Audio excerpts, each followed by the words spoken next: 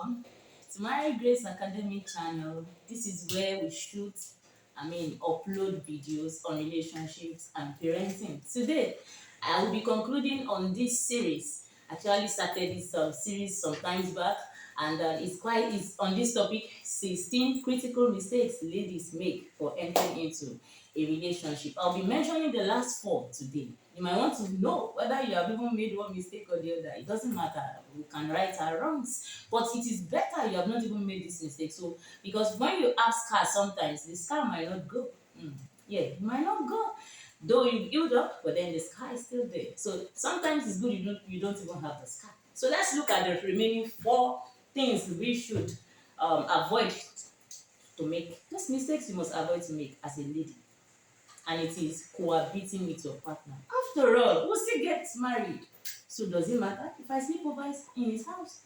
Yes, it does matter. Everything matters about it. I know something about men. One thing they have not even seen is that if you have hidden that part of yourself from them, they want to see, they keep coming, they keep coming. But if they can get everything without marrying you, then why should they marry you? That's one reason why it matters. It also matters because if you do not put in that moral value standard there, then they see you as cheap. They also feel if you can be doing this with them, then how am I sure she's not doing it with another person? Yes, that trust is not there. So everything about it matters. This is why you should not cohabit with him. You are not married until you are married. And that's one thing that should ring in your ears every now and then. Until you are legally married and declared husband and wife, do not do things husband and wife do together. Don't say, well, I went visiting and then it's another state. Of course, it's not where I am. Maybe I went to just passed over the night because I went for a function and then it's just the place I could stay. My dear, if you were not in that relationship, as at that time, I needed to go for a function. In that same state where your fiance is, you will find a way around where you was past the night. So don't enter into the trap of there was really no place for me to sleep except his place, and that's why I slept there. Yes, I've had series of information and series of people coming to tell me about how this had happened to them. They just passed the night and then one thing led to the other. The guy slept with them and then got this virgin and then something else happened. Some even got pregnant. And that resulted into them getting married to that person. You don't want to be there. So you need to make sure that you take one step at a time. The next one, receiving financial benefits or other benefits from that person, even though you know you're not going to marry him. I once heard of a situation. This is somebody somebody who is quite close to me, got engaged, and the mother told her, you better start collecting everything you can collect from this guy now. Who knows whether he will end up marrying you? Anything you just need to start collecting from him. And I was like, wow. So is that why you entered into relationship in the first place? Of course it's not. So if that is not why you enter into relationship, of course, going into a relationship is not for what you should get, but what you can offer. That's the mistake most people make. They go into relationship with the notion that, okay, I think he's able to take care of my needs. He can carry my load. What load do you have that you want to carry? You should be good enough and able enough to carry your own load by yourself, with or without that man. Yes. So don't have that mindset of, can you carry my load? Can you buy so woman hair of so thousand? Can you buy this? Can you buy that and buy that and buy that? With or without that man, you should be able to live your life. So you should not have that mindset of what you want to take from that relationship. Rather, the question is, what can you offer? What can you bring to the table of that relationship that relationship will be able to thrive and everybody's life will get better? Every relationship should better your life. So if this relationship is not bringing benefit to you, but you are parasitic in nature, then you are doing the wrong thing. So do not go into relationship because of the benefits you can get from that person. However, even the good relationship you are to enter in, you will surely get some benefit, but that should not be the main reason you are going into the relationship. The second to the last I'm sharing today is not receiving godly or professional counsel. Thinking, yes, you love me, I love you, that settles it. We don't need anyone to counsel us. We are good enough. After all, in these days of Google and all of that, we can go to the net and check for things for ourselves. Nobody needs to counsel us. We can do things at home. My dear, that is a very big mistake to make. Yes. If you belong to a religious setting, a church or a mosque, whatever, that have rules set up for how your relationship should go and how it should advance and evolve into marriage, I beg you, ensure that you follow through religiously. Why? It is for your safety. I've heard of a situation where a guy said, I love you, babe, let's get married.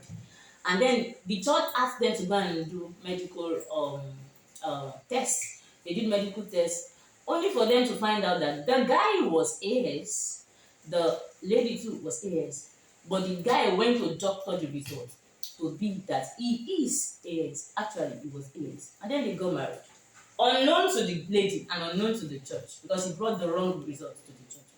When they got married, the first child they had was SS.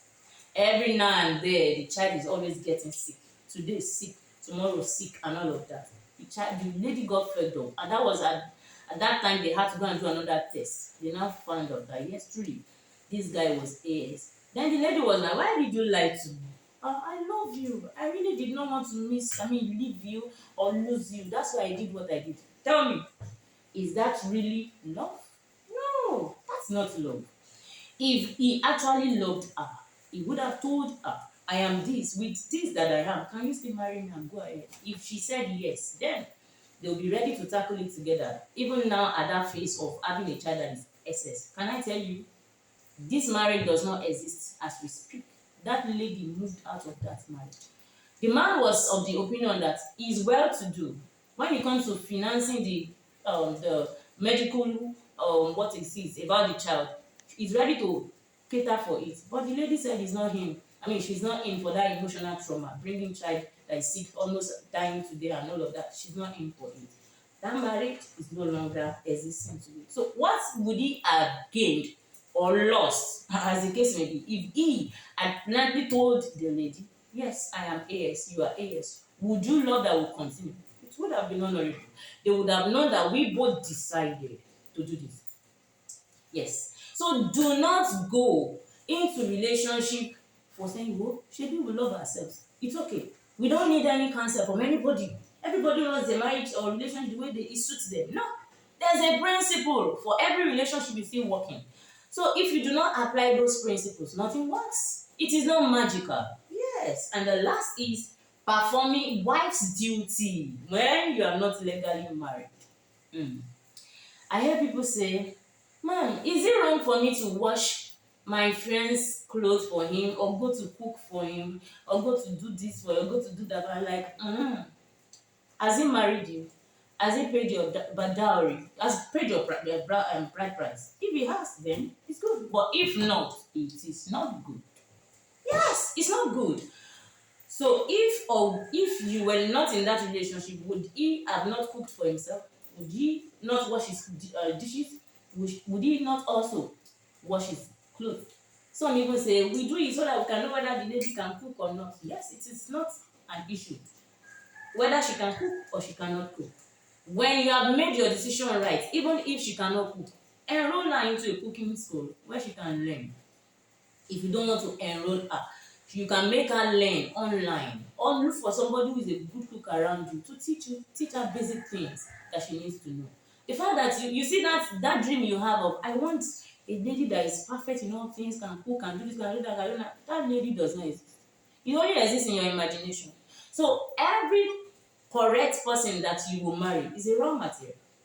So as much as the person is a raw material, there are still things you need to inculcate into the life of that person to make the picture of the right wife or man you want to marry. So lady, I advise, do not perform wife's duty. What are wife's duty? Having sex with your partner. It's a wife's duty. Marriage is honorable amongst all men. And he says the bed undefiled. So it is an honorable thing. That bed, married bed, must not be defiled. And it is a call unto holiness. So we do not defile our body. That is that you should not engage in immoral sex. Whatever kind of sex you call it phone sex, you call it whatever sex. Because in these days there are so many kinds of sex, oral sex, you call it the main thing and all of that. It should not be, even while you are not legally married. So what are other wife's duties? You should not be involved. It is the duty of the wife to take care of the home. That has not become your own home until he has married you. So it is not your duty to go in there and be sweeping his room or his house for him, be washing his dishes and be washing his clothes for him, or even be performing some wife's duty in the husband's house, in quotes, that has not married. You are rather belittling yourself.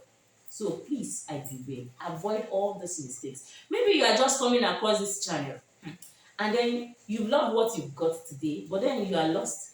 We've actually had some other 12 points listed before today. I did them in series, mentioned four after themselves. And then you might want to check. Just scroll down and then you find out all of these 16 mistakes that you should avoid. And maybe you have made this mistake and you're like, so where do I start from? You can check the live chat and get back to me. My number is right there. You can come, have a contact with me and then we'll take it up from there. Have you got value today? I need you to share with your friends, subscribe to this channel, and also turn on your notification bell so that whenever we upload videos on this channel, you can be duly notified. I'll see you in my next episode. Thank you and bye for now.